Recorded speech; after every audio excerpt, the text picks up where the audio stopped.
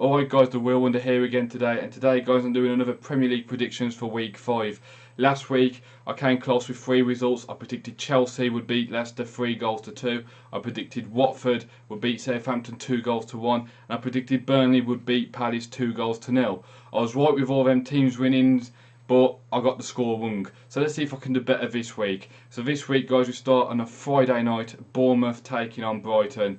Bournemouth are one of 2 teams in the Premier League still yet to pick up any points this season.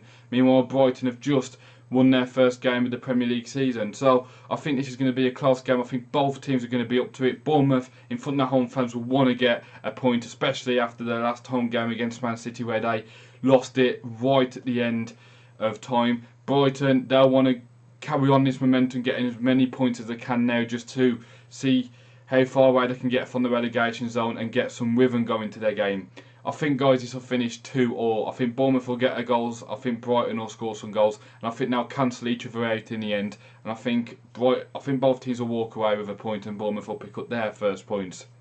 Now guys, to 12:30 on Saturday, Crystal Palace take on Southampton, and Crystal Palace on Monday said that Frank de Boer had got the sack. To be honest, I can understand why they've done it, but you've got to also say Frank de Boer maybe should have had more time. Firstly, it's different. It's the opposite. It's literally the opposite style of football from Sam Allardyce, so it would have took some time getting used to. And also against Burnley, they shouldn't have lost. Lee shouldn't have played that ball back, or should have played a better ball back. That was poor, and they had chance after chance after chance to score, including Benteke, Scott Dan.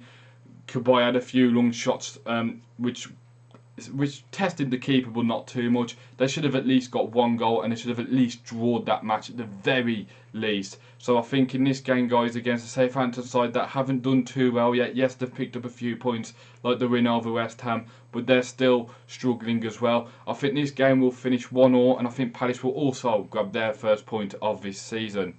Now guys, starting with the 3 o'clock kickoffs, Huddersfield host Leicester City. Now Huddersfield on Monday night lost 2-0 to West Ham, which started with an unlucky goal after a deflected shot hit the back of one of the Huddersfield defenders and looped over the Huddersfield goalkeeper. Then they brought Ayew on for Hernandez, where the home fans were booing, but then later scored about 5 minutes later. So wasn't really too bad for West Ham. At least they picked up points, but Huddersfield will have to react. Meanwhile, Leicester lost 2-1 to Chelsea, and N'Golo Kante getting a good goal at that, against his former team. So it's going to be very interesting, but I think Leicester will win this 2-0, and I think Huddersfield will struggle to bounce back from that win.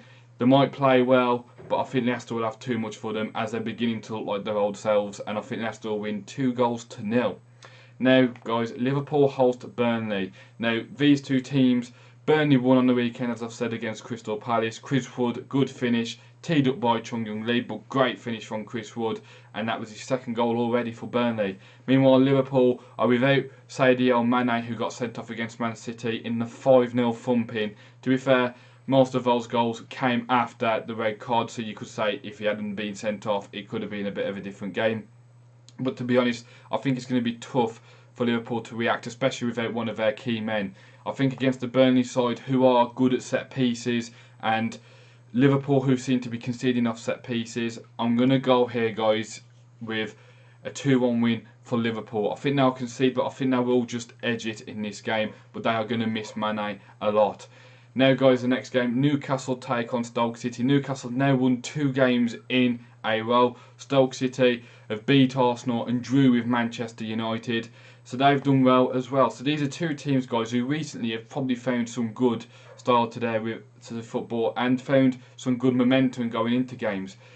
I think the difference is, though, is that Stoke, playing Arsenal and Man United, have no pressure on them. They're expecting to get thumped 5-0, so they're being able to do that. In this game, maybe there's a lot more pressure on them because they're expected to beat new promoted teams like Newcastle and Brighton and that.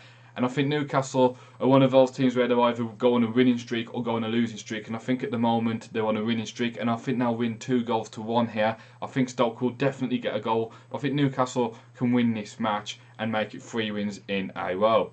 Now guys, Watford host Man City, and Man City, when they get in their rhythm, they're one of the toughest teams to stop. They play good, attractive football, fast football, and they've got a lot of creativity and good finishers, which is, I think, definitely one of the top 2 best one of the top two teams in the Premier League. They're coming up against who I think is one of the best managers in the Premier League, Marco Silva. I really like Marco Silva. I think he did a great job at Hull last year, and he's done a great job at Watford so far this year with draws against Liverpool. They beat Southampton in the last game, and I think in 4 games they've got 2 wins and 2 draws. So they're not doing too bad either, Watford. And I think in this game they will draw 1 each. I think they will get something out of this game, and I think Marco Silva's doing a great job there, but I'm going with a 1-1 draw for Watford v Man City.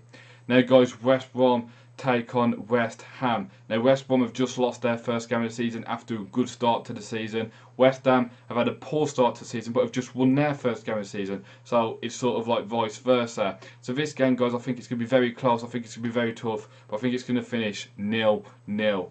So I think both teams will just lack that final edge and not just be able to score, and I think it will literally be 0-0.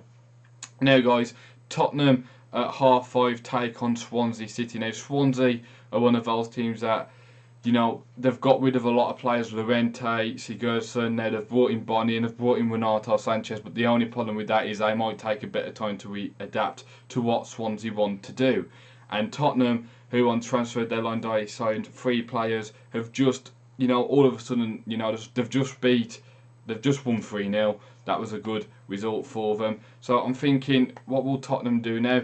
I think they'll win this game 3-1. I think not because Swansea are poor, but I think Swansea will just need to have more time to adapt to new players coming in and that. Whereas Tottenham, I think they're going to be, because they've got most of the squad that was playing last year, I think they'll adapt better. I think Harry Kane will probably get a goal, maybe Dele Alli, Christian Eriksen, and probably Llorente will definitely get one because it's against his former club. But yeah, I think Tottenham will win this 3-1.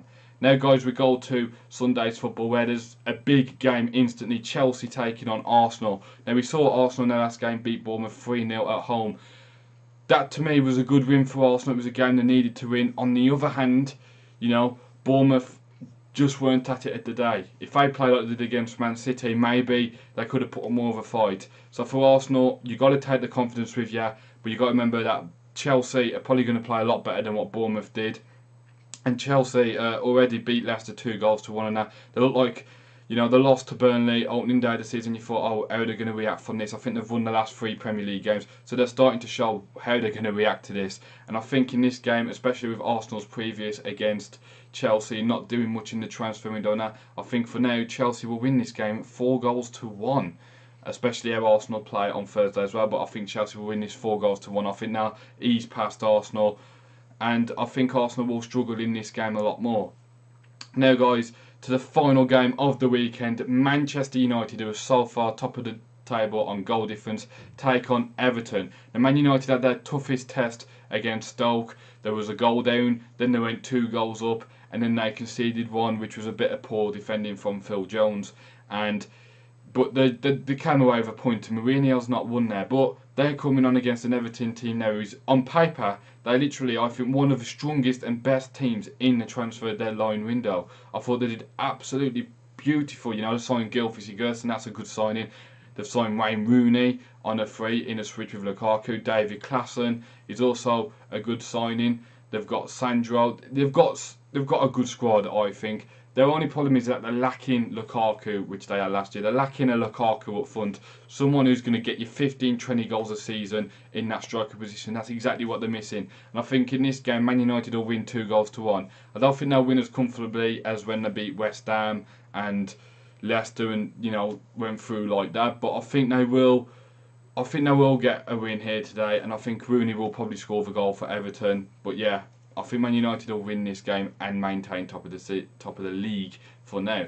Anyway, guys, that's my predictions for now. What do you guys think in the comment section? Why not put what you predict the scores this weekend will be and how your team got on? Also, like Paddy's fans, what do you think about your manager getting sacked? West Ham fans, do you think Bilic can be the man now to take you forward and carry on with this good one? Or do you think that it was fortunate to beat Huddersfield and you might still be in trouble? Let me know what you guys think in the comments. I'll try and read as many as I can. And I'll speak to you all guys later.